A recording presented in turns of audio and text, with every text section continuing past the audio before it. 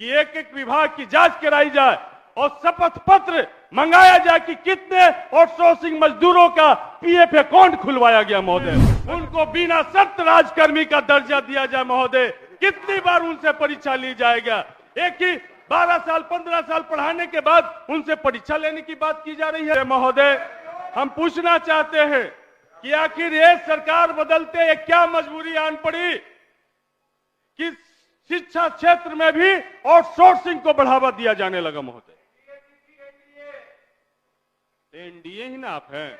अरे इधर देख के बोलो भैया, इधर तो भैया हाँ बोलिए। आउटसोर्सिंग को बढ़ावा दिया जाने लगा महोदय।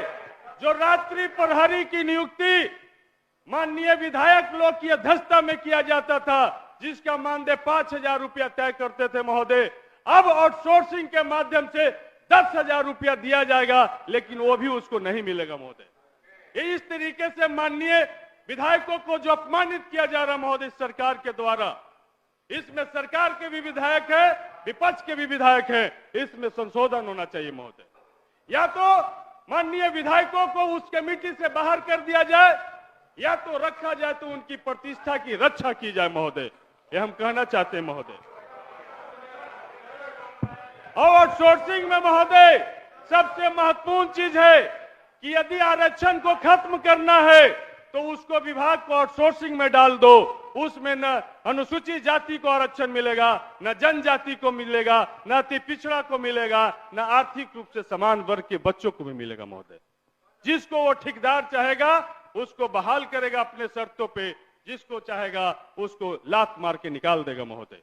ये है आउटसोर्सिंग का। तो इसलिए आउटसोर्सिंग के तरफ जो जा रहे हैं, हमें सरकार से, डबल इंजन की सरकार से हम अपील और मांग करते हैं महोदय कि आउटसोर्सिंग में भी रिजर्वेशन पॉलिसी को लागू किया जाए महोदय। बगैर रिजर्वेशन पॉलिसी के आउटसोर्सिंग कहीं भी मजदूरों को हित कर नहीं हो सकता महोदय, सभी वर्ग को समान अवसर नहीं दे सकता महोदय। इसलिए आउटसोर्सिंग में भी रिजर्वेशन को लागू किया जाए महोदय। और आउटसोर्सिंग तो हम लोग पक्षधर है, उसको खत्म किया जाए महोदय। और बाकी दूसरे तरफ महोदय जदयू के साथी लोग बैठे हैं, बहुत वो आंदोलन किए, बाबू जगजीवन राम छात्रावास को जब बंद किया जाने लगा, खत्म किया जाने लगा, तो क्या यकीन करें कि अब डबल इंजन की सरकार बनी है तो अब देश में बाबू जगजीवन राम छात्रावास को नहीं बंद किया जाएगा? क्या यकीन करें कि बाबू जगजीवन राम छात्रावास जहां और नहीं खुला है वहां पे खोलने की व्यवस्था की जाएगी?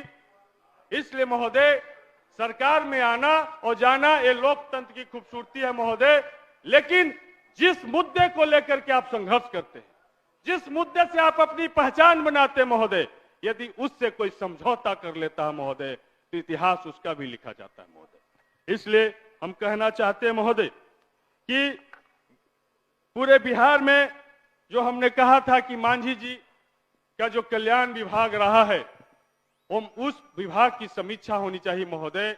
आज वहां पे जो स्थिति है आउटसोर्सिंग से, जो वहां पे रात्रि प्रहरी या तो गार्ड बहाल किए जाते हैं महोदय, रसोईया बहाल किए जाते हैं। शर्मनाक स्थिति जब आया, जब मांझी जी के सामने आकर के वो बोल रहे थे कि हमरा तो 2600 रुपया पे मिला हो, हमरा तो 3200 रुपया मिला हो, कुछ उपाय करूं हमारे बाल बच्चा के पेट न चलाए। तो क्या इसी तरह का आउटसोर्सिंग की परिकल्पना हम लोगों ने किया था? क्या इसी तरीके का हम लोगों ने व्यवस्था चाहा था कि मजदूरों को आउटसोर्सिंग से माध्यम से उनको हम काम देंगे, लेकिन 3200 और 2600 रुपया में हम उनको काम देंगे? और गया का, जहानाबाद का एक एक विद्यालय की जांच करा ली जाए। अगर उस विभाग के पदाधिकारी है देवेश सेहरा जी, उसके विभाग के अच्छे पदाधिकारी हैं, हम उनसे निवेदन चाहेंगे इस सदन के माध्यम से कि एक एक विभाग की जांच कराई जाए और शपथ पत्र मंगाया जाए कि कितने आउटसोर्सिंग मजदूरों का पीएफ अकाउंट खुलवाया गया महोदय। बगैर पीएफ अकाउंट खुलवाए उनको आउटसोर्सिंग पे रख लिया जाता महोदय। इसलिए हम कहना चाहते हैं कि बिहार के गरीब गुरबे के साथ नहीं खेला जाए महोदय।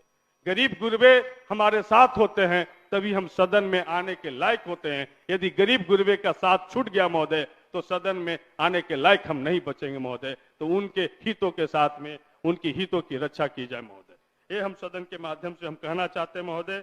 दूसरे तरफ महोदय, हम शिक्षा विभाग में महोदय, शिक्षा विभाग का बजट है, नियोजित महोदय सड़क पर हैं, जो मांग कर रहे हैं, जो पिछली सरकार ने घोषणा की थी कि उनको बिना शर्त उनको राजकर्मी का दर्जा का जो बात था महोदय, हम सदन से चाहते हैं, वित्त मंत्री जी यहाँ पर हैं, शिक्षा मंत्री भी वही है महोदय, तमाम सरकार यहाँ पर है, उनको बिना शर्त राजकर्मी का दर्जा दिया जाए महोदय। कितनी बार उनसे परीक्षा ली जाएगा? एक ही 12 साल 15 साल पढ़ाने के बाद उनसे परीक्षा लेने की बात की जा रही है। आउटसोर्सिंग से फिजिकल शिक्षकों की बहाली हुई, मात्र लगभग 2600 शिक्षक है महोदय, जिनको मात्र 8000 रुपया मिलता है।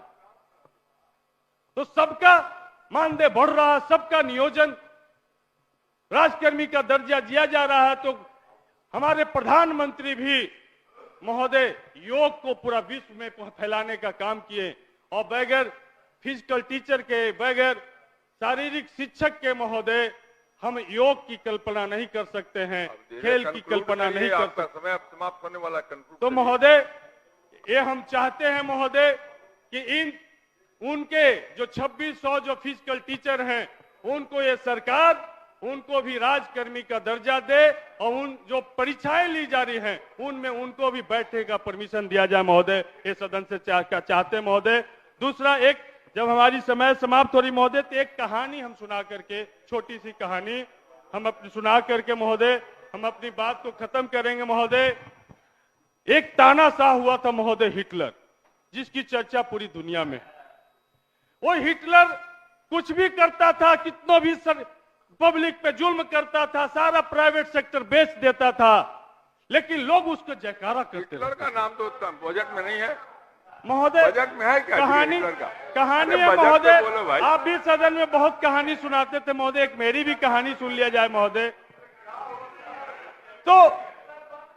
तो महोदय वो हिटलर की जयकारा होता था, तो प्रेस मीडिया के साथियों ने पूछा कि आप इतने पब्लिक पर जुल्म करते हैं, आप इतने गरीबों पे जुल्म करते हैं, आपका जयकारा क्यों लोग करता है? तो उन्होंने कहा कि हम ऐसे नहीं बताएंगे, आओ एक बंद कमरे में प्रेस कॉन्फ्रेंस करते हैं। और वहां पर एक मुर्गा को लाया गया महोदय, जिंदा मुर्गा को, और जिंदा मुर्गा को लाने के बाद महोदय हिटलर ने उसके सारे पंख को नोच दिए, सारे शरीर से लहूलुहान खून बह रहा था महोदय। और उसके बाद मीडिया के लोग अवाक होकर देख रहे थे कि क्या कर रहे हैं हिटलर। उसके बाद वो एक कोने में जाके सहमा हुआ सा, दबा हुआ सा था महोदय। उसके बाद 5 दाना महोदय, 5 दाना चावल का लाया गया, उसके आगे छीटा गया महोदय। वो दुम हिलाते हुए चावल खाने लगा महोदय। यही हाल इस देश की जनता का कर दिया गया महोदय। उसके बदन से खून बह रहा महोदय, लेकिन 5 किलो राशन पे उसको विकास बताया जा रहा महोदय। जनता बहुत मजबूत है, इसलिए महोदय हिटलर की कहानी को देश में दोहराया जा रहा महोदय। इसलिए जब हिटलर शाही नहीं चली महोदय, तो ये देश किसी भी मोदी शाही को, नीतीश शाही को बर्दाश्त नहीं करेगा महोदय। इसलिए ये हिटलर का देश और झूठलर का देश को हम नहीं बनने देंगे महोदय। इसलिए महोदय हम यही कहना चाहते हैं, अरे बैठ जाइए। ये जो महोदय जिनको महोदय हिटलर से अध्यक्ष महोदय, आप बैठ जाइए, हो गया आपका।